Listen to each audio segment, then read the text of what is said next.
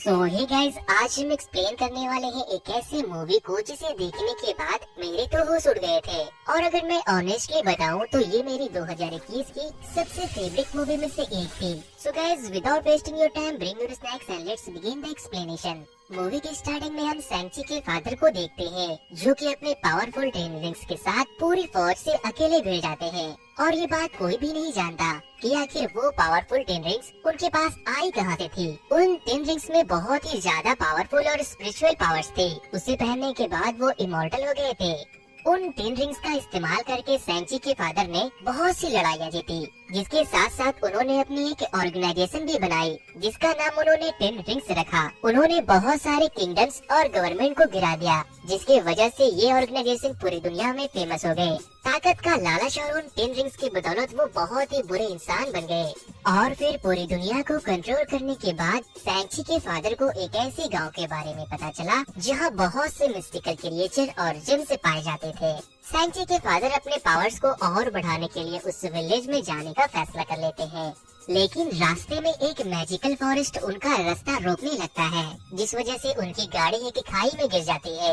लेकिन लकीली सैंची के फादर बचकर गाड़ी से बाहर निकल जाते हैं और फिर वो अकेले ही उस जंगल की तरफ चले जाते हैं। फिर उसे एक लड़की दिखाई देती है, जो सैंची के फादर का रास्ता रोकती है और उसे वापस चले जाने को कहती है, जिस वजह से उन दोनों के बीच एक जबरदस्त फाइट होती है। और वो लड़की उस दूसरी दुनिया की गार्डियन भी थी, जहाँ जाना इम्पॉसिबल था। वो गार्डियन सैंची के पिता को बहुत बुरी तरह से हरा देती है, लेकिन इस फाइट के बीच वो दोनों एक दूसरे को पसंद करने लगते हैं, इसीलिए वो दोनों बहुत जल्द ही शादी कर लेते हैं। लेकिन सैंची के मॉम के गांव वाले उन्हें उन दोनों को वहां आने से रोक देते हैं, क्योंकि उसके पिता एक बहुत ही बुरे इंसान थे, जिस वजह से सैंची के पिता का उस मिस्टिकल विलेज को देखने का सपना अधूरा रह जाता है। लेकिन सैंची की माँ से शादी करने के बाद उसके पिता ने अपने सारे बुरे धंधे को बंद कर दिया था और अपने उस 10 पावरफुल रिंग्स को भी उतार दिया था, और अब वो एक आम इंसान की तरह जिंदगी जी रहे थे। और फिर सैंची पैदा होता है और इसकी एक बहन भी होती है, जिसका नाम सियालिंग था। सैंग की मॉम बहुत ही साफ दिल और एक अच्छी इंसान थी, और वो अपने बच्चों को अपने जैसा बनाना चाहती थी।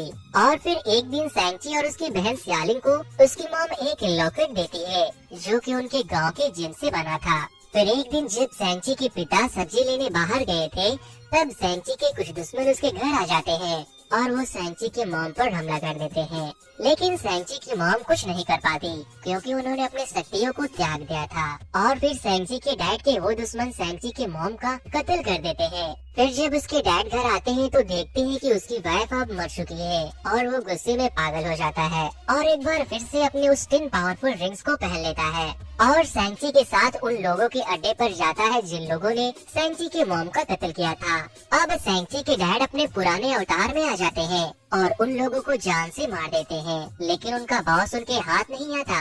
और तब सैंची के पिता उसे कहते हैं खून के बदले खून चाहिए, जिसके बाद से सैंची के डैड उसे बहुत ही जबरदस्त ट्रेनिंग देते हैं, ताकि वो एक बहुत ही पावरफुल वॉरियर बन सके। उसकी बहन सियालिंग अपने भाइयों और बाकी के सोल्जर्स को ट्रेनिंग करते हुए देखती है और उन्हें देखकर सीखती भी है, क्योंकि उसके डैड ने उसे ट्रेनिंग लेने से मना कर दिया था, क्योंकि वो उसे उसकी वाइफ की याद दिलाती थी और वो एक लड़की भी थी। सैंची बड़ा हो रहा था और फिर एक दिन उसके डैड को उसकी वाइफ के कातिल का पता चल जाता है। वो सैंची से कहते हैं कि बेटा, ये तुम्हारा पहला मिशन है और वो दुश्मन कोई और नहीं बल्कि तुम्हारी माँ का कातिल है। जाओ और उसे खत्म कर दो। फिर हमें 10 साल के बाद का सीन दिखाया जाता है, जहाँ हम 2 दोस्तों को देखते हैं, जो एक होटल में कार पार्किंग का काम करते हैं, जिनमें एक का नाम सॉन और दूसरे का नाम केटी था।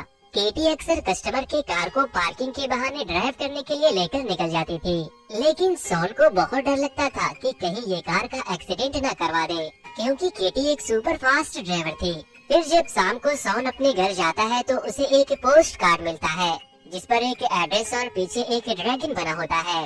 और जब सुबह होते ही केटी और सॉन अपने काम पर निकल जाते हैं, तभी कुछ लोग बस में सॉन से उसकी लॉकेट को छीनने की कोशिश करते हैं। पहले तो सॉन उसे समझाता है, लेकिन जब वो लोग नहीं मानते तो यहाँ पर एक बहुत ही जबरदस्त और स्टैंडिंग फाइट सीन हमें देखने को मिलती है। सॉन सबको पीट रहा होता है और उस बस में मौजूद एक ब्लॉगर उसके फाइट को लाइव रिकॉर्ड कर रहा होता है। दोस्तों, वैसे अगर अब तक आप लोगों ने मेरे YouTube चैनल को सब्सक्राइब नहीं किया है तो इस वीडियो को लाइक करके मेरे चैनल को अभी तुरंत सब्सक्राइब कर ले, क्योंकि वीडियो को लाइक और चैनल को सब्सक्राइब करने में उतना वक्त नहीं लगता जितना वक्त मुझे आप लोगों के लिए इस तरह की वीडियो बनाने में लग जाती है। फाइट के दौरान उस बस का ड्राइवर भी इंजर्ड होकर बेहोश हो जाता है, जिस वजह से केटी ट्रैक करने लगती है। केटी को कुछ समझ नहीं आ रहा था कि आखिर सॉन इतनी जबरदस्त फाइटिंग कैसे कर सकता है और आखिर वो लोग है कौन जिन्होंने सॉन पर हमला कर दिया है। ये सब देखकर केटी के तो होश उड़े हुए थे। और फिर वहाँ पर हम देखते हैं एक ऐसे खूंखार इंसान को जिसका एक हाथ आधा कटा हुआ है और उसमें एक ब्लेड से ओपन होने वाले मैकेनिज्म भी लगे हैं, जिससे वो सॉन पर हमला कर देता है। लेकिन सॉन अपने पावर्स और केटी के ड्राइविंग स्किल से उस पूरे बस के पिछले वाले डब्बे को अलग करके उसका एक्सीडेंट करवा देता है और फिर वो लोग वहाँ से बचकर चले जाते हैं। लेकिन तभी केटी देखती है कि सॉन का लॉकेट उसके पास नहीं है, जिसके बाद सॉन सीधे अपने घर आता है और अपने सामान को पैक करने लगता है। जिसके बाद केटी पूछती है कि मुझे बताओ ये सब हो क्या रहा है, आखिर वो लोग थे कौन। जिस पर सॉन बताता है कि वो मकाओ जा रहा है क्योंकि वो लोग उसके बाद उसकी बहन के पीछे जाएंगे और जिन लोगों ने उन पर हमला किया था उन्हें उसके डैड ने भेजा था। ये सब सुनकर केटी के तो होश उड़ गए थे, क्योंकि सॉन 10 साल से उसके साथ था, लेकिन उसने उसे आज तक ये नहीं बताया था कि उसकी एक बहन भी है और एक ऐसा बाप भी है जो उसके ऊपर हमला करवा सकता है। केटी बोलती है मुझे बाकी की सारी बातें प्लेन में समझाना, और वो भी जबरदस्ती सॉन के साथ मकाओ चली जाती है। प्लेन में सॉन उसे बताता है कि मेरा नाम सॉन नहीं बल्कि मेरा नाम सैंगची है और वो अपने बारे में सारी बातें बताता है। दोस्तों यहाँ पर हमें ये भी पता चलता है कि जब सैंगची के डैड ने उसे उसके मॉम को कातिल को मारने के लिए भेजा था, तब वो उसे मारने के बजाय वहाँ से भाग गया था। अब जब सॉन और किटी मकाओ पहुँचते हैं तो वो एक एड्रेस पर जाते हैं जो उस पोस्टल कार्ड पर लिखा था। सॉन जैसे ही उस जगह पर पहुंचता है, वहाँ एक आदमी उसे गले लगाता है और कहता है कि तुम्हें फाइट करनी होगी क्योंकि मैंने तुम्हारी बस वाली वीडियो देखी है जिस पर 2 दिन में 2 मिलियन लाइक मिल चुके हैं। वैसे दोस्तों एटलीस्ट आप मेरे इस वीडियो को 2000 लाइक तो पहुंचा ही सकते हो। फिर सॉन बोलता है मैं यहाँ कोई फाइट करने नहीं बल्कि अपनी बहन को ढूंढने आया हूँ। फिर वो शख्स सॉन से कहता है कि अगर तुम फाइट करोगे तो मैं तुम्हारी बहन को ढूंढने में तुम्हारी मदद करूँगा। अब हम यहाँ पर डॉक्टर स्ट्रेंज की मूवी से वॉन्ग को भी देखते हैं जो कि एक मॉन्स्टर से लड़ रहे होते हैं और वो उस मॉन्स्टर को अपने लूप होल्स के जरिए हरा देते हैं। अब सॉन की फाइट होती है जिस पर बहुत से लोग पैसा लगाते हैं और उसकी फाइट होती है उसकी बहन सियालिंग से और वो सॉन को बहुत मारती है और सॉन हार जाता है। जिसके बाद हम देखते हैं कि सॉन की दोस्त केटी ने सॉन के खिलाफ पैसे लगाए थे और वो ढेर सारे पैसे जीत जाती है। सॉन की बहन सॉन से सीधे मुंह बात नहीं करती क्योंकि सॉन उसे अकेला छोड़कर घर से भाग गया था।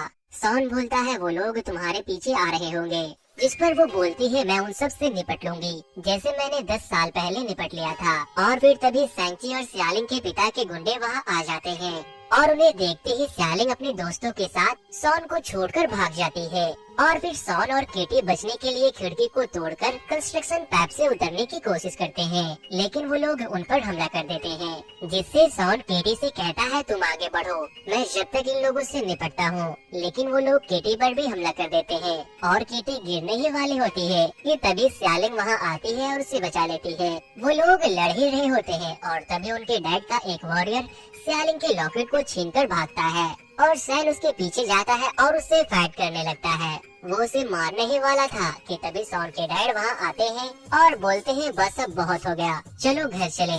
और वो उन दोनों के साथ साथ केटी को भी अपने साथ लेकर जाते हैं। घर जाने के बाद 10 रिंग्स मास्टर बहुत खुश होते हैं और वो केटी को बताते हैं कि आज तक मेरा असली नाम कोई नहीं जानता और वो अपनी और सॉन की माँ की लव स्टोरी भी उसे सुनाते हैं। जिसके बाद सॉन कहता है कि आखिर अपने हम लोगों को यहाँ क्यों बुलाया है। फिर उसके डैड उन लोगों को एक रूम में लेकर जाते हैं और एक ड्रैगन के स्टैचू के आँख में उन दोनों के नेकलेस को डाल देते हैं, जिससे कि जमीन पर एक नक्शा बन जाता है। सॉन के डैड बताते हैं कि तुम्हारी माँ जिंदा है और मेरे विजन में बार बार आ रही है और वो मुझसे कह रही है कि प्लीज मुझे यहाँ से आजाद कर लो क्योंकि उसे उसके गांव वालों ने उनके गांव में कैद कर रखा है और ये वही नक्शा है जिससे कि तुम्हारे माँ के गांव तक पहुँचा जा सकता है। और अब हम लोग इस नक्शे के जरिए वहाँ जाएंगे और उन लोगों पर हमला करके तुम्हारी माँ को छुड़ा लेंगे और फिर हमारा परिवार फिर से एक हो जाएगा। जिस पर सॉन कहता है कि डैड आपके दिमाग का स्क्रू ढीला हो गया है, आप उन लोगों को नुकसान नहीं पहुंचा सकते, माँ मर चुकी है। जिसके बाद वो सॉन पर हमला कर देते हैं और जब सियालिंग उसे बचाने की कोशिश करती है तो वो उसे भी मारते हैं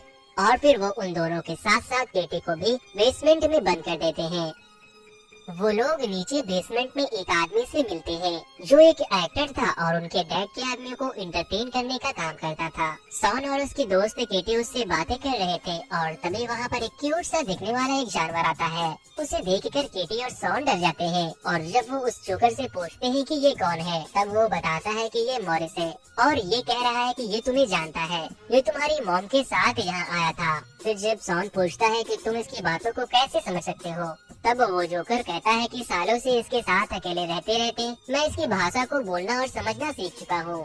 फिर मॉरिस सॉन से कहता है कि प्लीज मेरे घर ले चलो, जिस पर सॉन कहता है कि मैं जरूर ले जाता, अगर मुझे तुम्हारे घर का रास्ता पता होता, मैं वहाँ नहीं जा सकता। और फिर मॉरिस कहता है कि मैं तुम्हें वहाँ लेकर जा सकता हूँ, वो भी अभी, मुझे उस जगह तक पहुँचने का नक्शा पता है।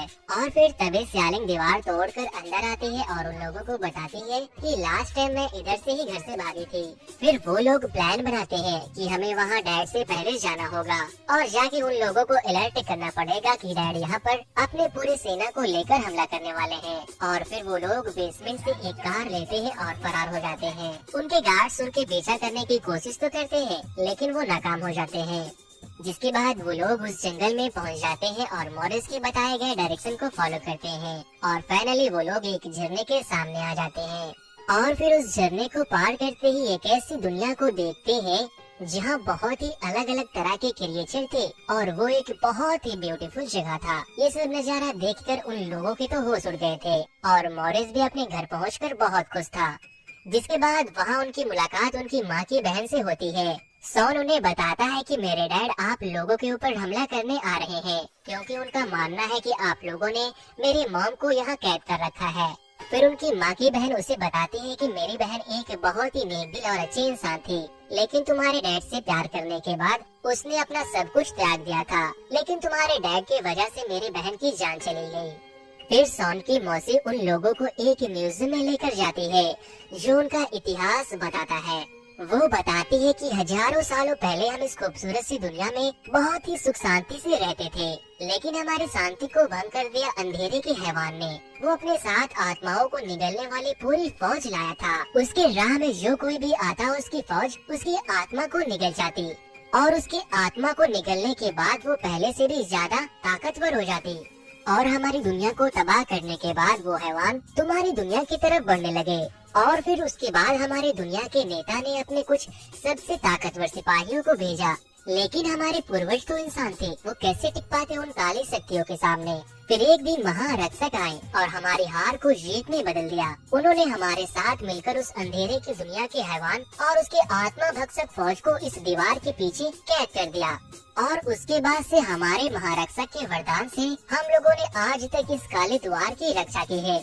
अब वो ये भी बताती है कि उस काले दीवार के पीछे जो शक्तियाँ हैं, वो इससे पहले भी कई बार कई ताकतवर लोगों को यहाँ खींच लाई थी ताकि वो उसे उस दरवाजे से आजाद कर सके। फिर हम देखते हैं कि वो लोग जंग की तैयारी करने लगते हैं और सॉन की मौसी उसे और उसकी बहन को एक ड्रेस भी देते हैं जो उसकी माँ ने बहुत पहले उन्हें दिया था, क्योंकि उसकी माँ जानती थी कि एक दिन उनके बच्चे उनके गाँव तक जरूर पहुँच जाएंगे। वो लोग केटी को भी तीर चलाने के लिए सिखाते हैं और सॉन अपने मौसी से वो टेक्निक सीखता है जिससे कि उसकी माँ ने उसके डैड को हराया था। और स्यालिंग भी ट्रेनिंग शुरू कर देती है ताकि वो लोग अपने पिता से लड़कर उस द्वार को टूटने से बचा सके। अगले दिन सॉन के डैड की सेना वहाँ पहुँच जाती है। सॉन उनसे कहता है कि मॉम मर चुकी है डैड, यहाँ से चले जाए, यहाँ कुछ नहीं है। वो उनकी बातों को नहीं मानते और उन पर हमला कर देते हैं। वो लोग आपस में लड़ रहे होते हैं और सॉन के डैड उस दरवाजे की तरफ बढ़ रहे थे और फिर सॉन वहाँ जाता है और उसकी लड़ाई उसके डैड से होती है। सॉन अपनी मौसी के सिखाए गए टेक्निक से अपने डैड पर भारी पड़ रहा था, लेकिन तभी उसके डैड अपने रिंग्स की पावर का पूरा इस्तेमाल करते हैं और सॉन को एक जोरदार पंच मारते हैं जिससे कि सॉन बहुत दूर जाकर नदी में डूब जाता है। और सॉन के डैड उस दरवाजे तक पहुंच जाते हैं और उस दरवाजे पर जोर जोर से पंच करना शुरू कर देते हैं और तभी द्वार में हलचल होती है और उसमें से एक चाइल्ड मॉन्स्टर निकलता है और फिर एक एक करके बहुत से डीमन मॉन्स्टर निकलने लगते हैं।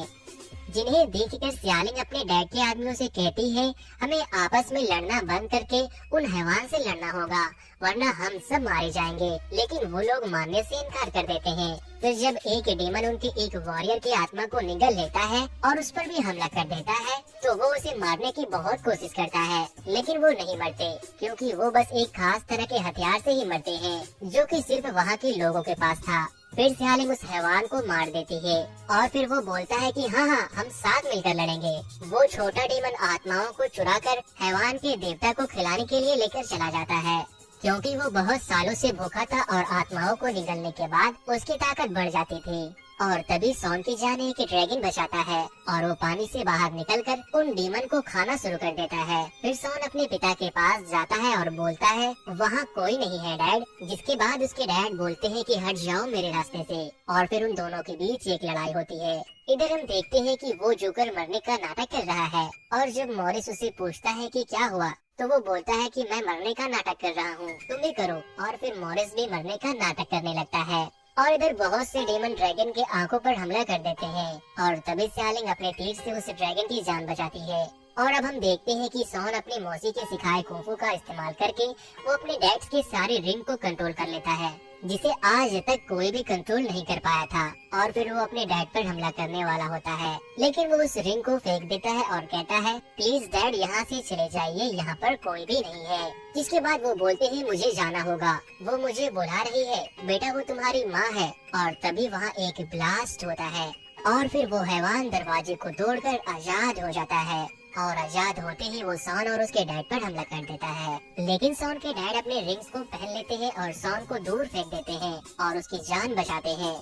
और जब वो हैवान सॉन के डैड के आत्मा को निगल रहा होता है, तो उसके डैड अपने रिंग्स को सॉन के हाथों में डाल देते हैं और फिर सॉन के ऊपर वो ड्रैगन हमला करने ही वाला होता है कि तभी सियालिंग वहाँ उस ड्रैगन के साथ उस मॉन्स्टर पर अटैक कर देती है और वो वहाँ से भाग जाता है और सॉन उस दरवाजे को बंद कर देता है, जिससे कि और भी बाकी के मॉन्स्टर बाहर ना निकल सके। फिर वो दोनों ड्रैगन के ऊपर चढ़कर उसका मुकाबला करते हैं।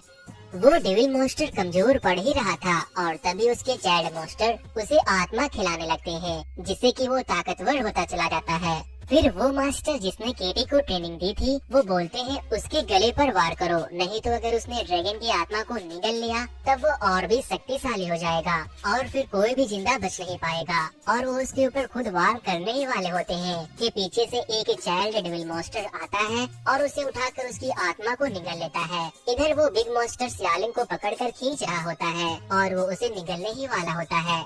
और फिर तभी केटी तीर को छोड़ देती है, जिससे कि वो मॉन्स्टर इंजर्ड हो जाता है। और उसके बाद सॉन अपनी रिंग्स को मॉन्स्टर के पेट में डाल देता है और उसके पेट को फाड़ देता है और वो लोग इस लड़ाई को जीत जाते हैं, लेकिन बहुत लोगों की जान जा चुकी थी। अब हम सॉन और केटी को एक रेस्टोरेंट में देखते हैं।